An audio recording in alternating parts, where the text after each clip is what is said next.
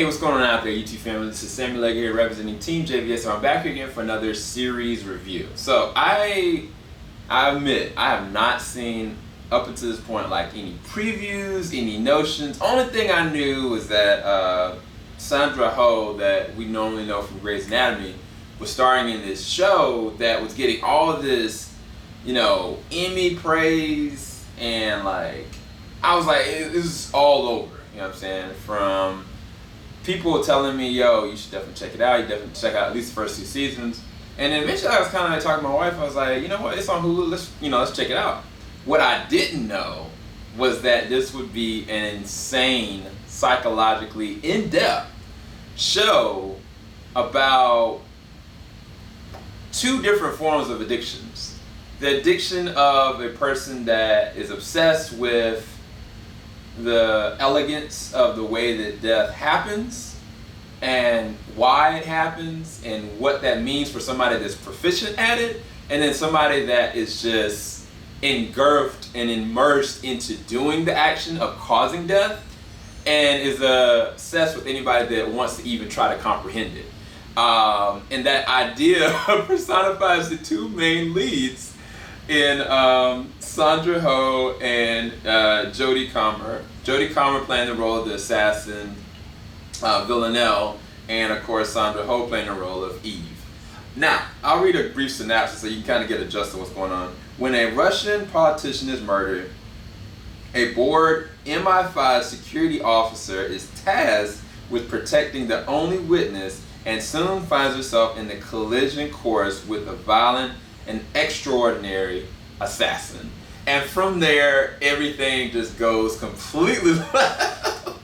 But it's kind of like, it's just so much that really happens that I don't really want this review to be a recap. Like, I can go and dive into the dynamics of how they met, their first interaction, which their first time meeting, and it's basically on a road situation where they're actually literally physically meeting for the real first time of understanding who they are to each other and how dangerous both of them are in their own central understandings of the world around them, which was insanely like breathtaking. Like it took the air out of everything. Like everything that was going on now, how crazy it was, because at the time Villanelle was trying to kill somebody completely different, and at the same time Eve was trying to work to try to protect that person. And it's like when they met, it was kind of like, y'all are insane, like equally on different levels of insanity. And it was just so amazingly organic that I was kind of like, this is crazy. Now, this wasn't the first time they met. I don't want to spoil the first time they met.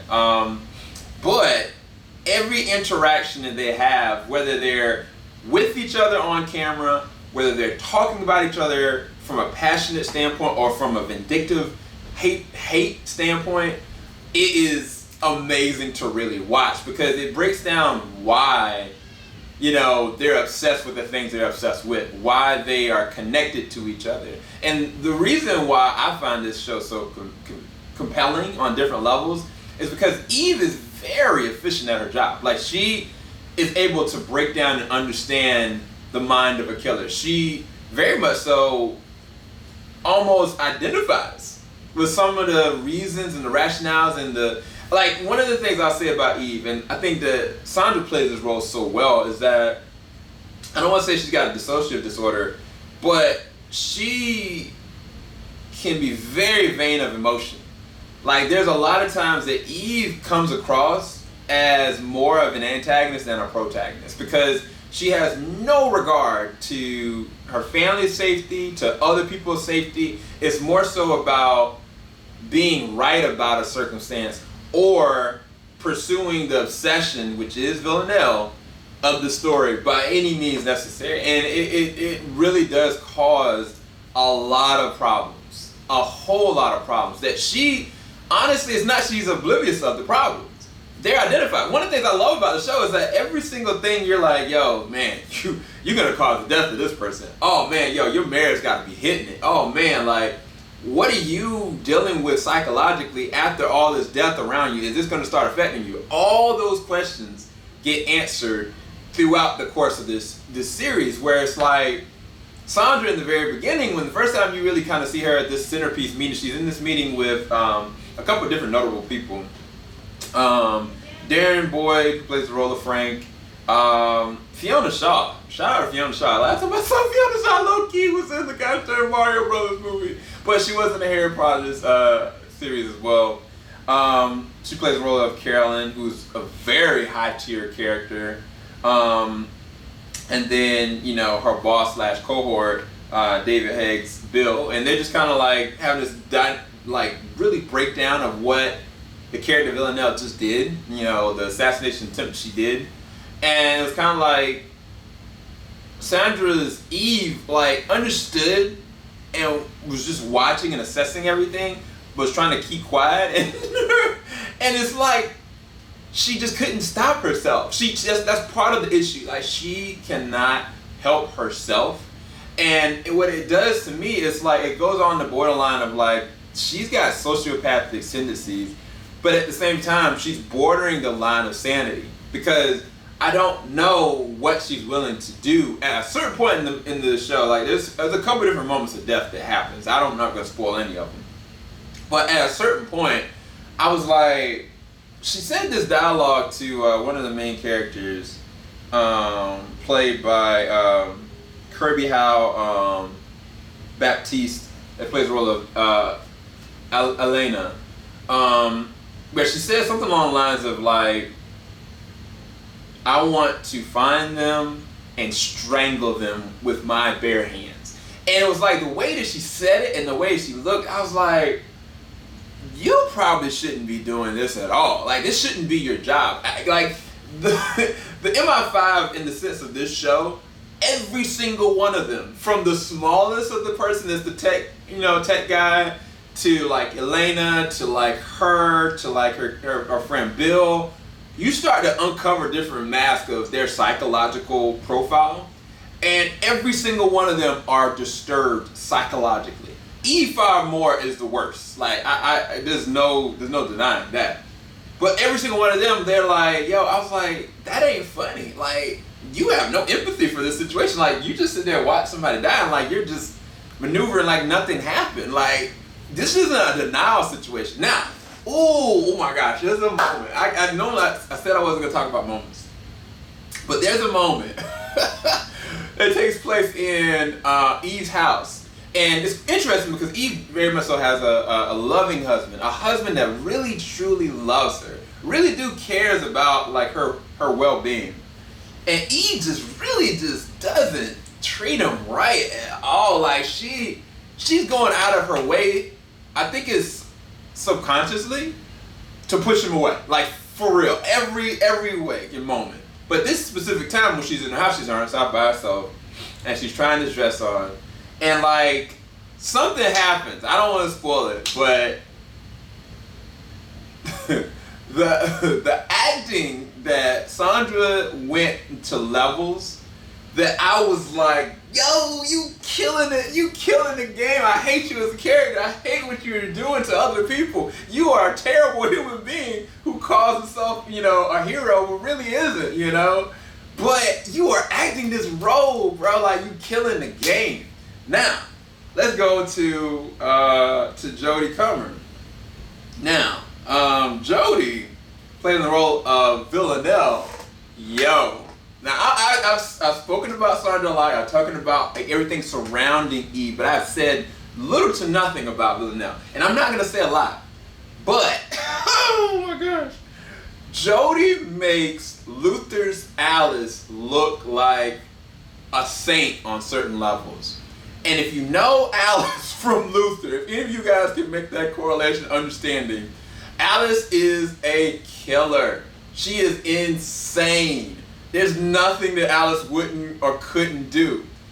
But Villanelle, yo, she is a thorough, proper assassin. She is good at what she does.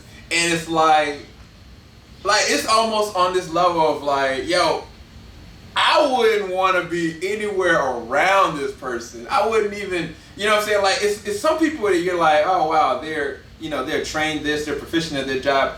Villanelle is that kind of person that's like, the first time we meet Villanelle, I think, she's in this bar or something like that, and she's like watching this little girl eat her ice cream. Little girl keeps looking back at her. She smiles at the little girl, and you're thinking, oh wow, she got a little bit of humanity to her. And she gets up to the little girl and just throws the ice cream in the little girl's face. And I was like, what kind of terrible person does that? And then I realized, yo, a horrible psychopath type of a person does that. Now, this is the thing that I say about Jodie.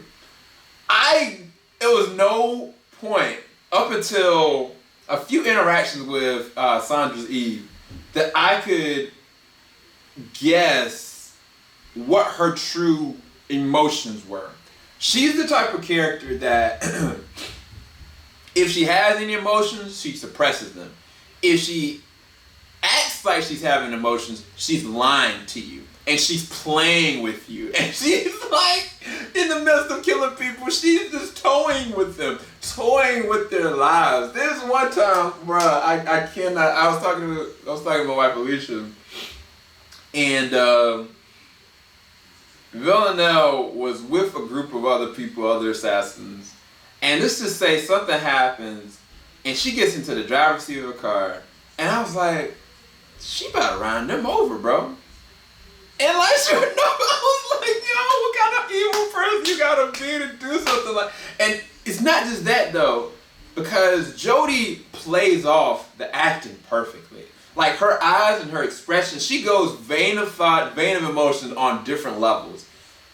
But you have to pay close attention. You have to pay close to every single mannerism she has to really get when she's actually having a real reactive emotion, because she lies through her face and through her eyes and through her mannerisms all the time. But if you pay close attention, that's why her performance is so good, bro. If she didn't get an Emmy or a Golden Globe, I would be surprised. She probably had to have. Let me look that up, matter of fact. I should have looked that up ahead of time. I don't have time. IMDb is weird. But as far as the physicality of what she has to do as an assassin, the way she carries a gun, the way she moves, the way that she, can go into a room and like either one be completely disappeared from, existence, or be the spectacle of the room. It definitely runs that line of like Nafin Nikita mixed with the little Jennifer Garner's, I forgot that show. But you know what I'm trying to say. Like she plays that role of assassin physically, emotionally, and dynamically. In every step of the character, she understands and has made that character her own. Unlike any kind of assassin character, honestly, that I've ever seen. Because I really, even by the end of the season, I don't even know what she's truly capable of. And that's not on some like, I don't know if she's capable of love. I don't know if she's capable of having like real resolution of a relationship. I don't know if she can slaughter 20 people at once. I just don't really know. Like, I really have no clue. And sleep like a baby. I'm sorry, I should add that tagline. And that is the genius of the way that they dissected this character, and Jody Comer has brought that character to life in the most amazing way in this. Now, to say that this probably is Fauna Shaw's best role in years, it is. It really is. Because the reason why I say that is, much like Jodie's role of Villanelle, I have no idea what Catherine is capable of. The thing about what they did very well with Catherine as a character is they built a lot around her character. What I mean by that is they fleshed out, she's done this, she's been this, she's a national hero, she stopped this from happening in the world. And like, you get this understanding of the scope of what her character is. And you don't even know, even I think in the first season, like, as she killed people, like how she feel about killing people, you just know that she doesn't miss a whiff of sleep. She doesn't have any kind of emotions one way or another. I never saw her break emotion on camera. There was one moment, maybe like towards the last part of the season, where I was kind of like, this room looks a little weird. Did she freak out or did she kill somebody? Like, you just don't know. Like, She is the epitome of a real MI5 operative, deep cut. Like, you just don't know what Catherine is really capable of. And Fauna Shaw plays that role amazingly. She does such an amazing job. Long story short, my critiques with the series is that, well, I don't know if it's a critique, because even though I talked really good game about Eve and I talked really good game about Villanelle, their hubris and their arrogance and their lack of empathy, I would say, gets them both into these stupid, precarious situations that didn't have to happen. Like, I was like, yo, you could have confirmed this kill. Yo, you didn't have to investigate this. Yo, you didn't have to bring this person along. Whoa, why did you even try to do that? You know, like, and you question their, you know, there are moments why they do that, but then you realize even though they are good at what they do, they are very much so human.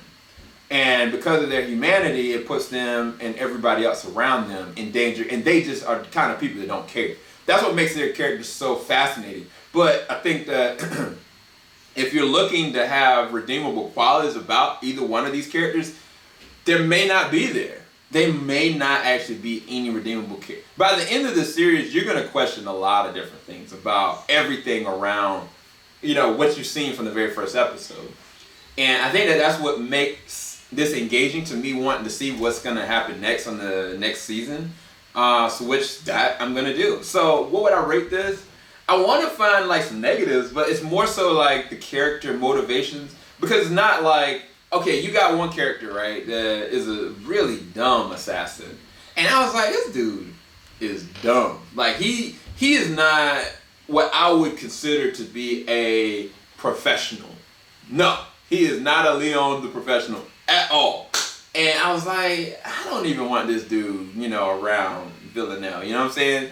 And even though the characters like that exist, you know, the circumstances around them switch and change so much that it's like you don't even focus on those people that don't matter, or the decisions that are made that don't matter, you know, or diverge the situation. But it does leave you questioning from the beginning to the end. It is engaging. It's never a boring story. There's never a moment that I felt bored. There was moments where I was upset with the main two characters, even though I don't know sometimes who is the main protagonist. Honestly, if Villanelle didn't murder everybody on a continuous basis and actually like it, I would say she might be the protagonist. For real, I might get behind her, but I can't get behind somebody that just loves killing people. Like, I don't. I kind of, you know, I have my reserves about Dexter. I have my reserves about Hannibal Lecter. You know what I'm saying? He's not the protagonist, even though Red Dragon would say differently. But anyway, hopefully you guys enjoyed this review. What would I leave this? I want to leave it at a 10. I'm gonna rate it from a 9 to 10. It's one of the two. But I'll talk to you guys soon. Keep it locked. JBS, we ain't gonna stop. Peace, guys.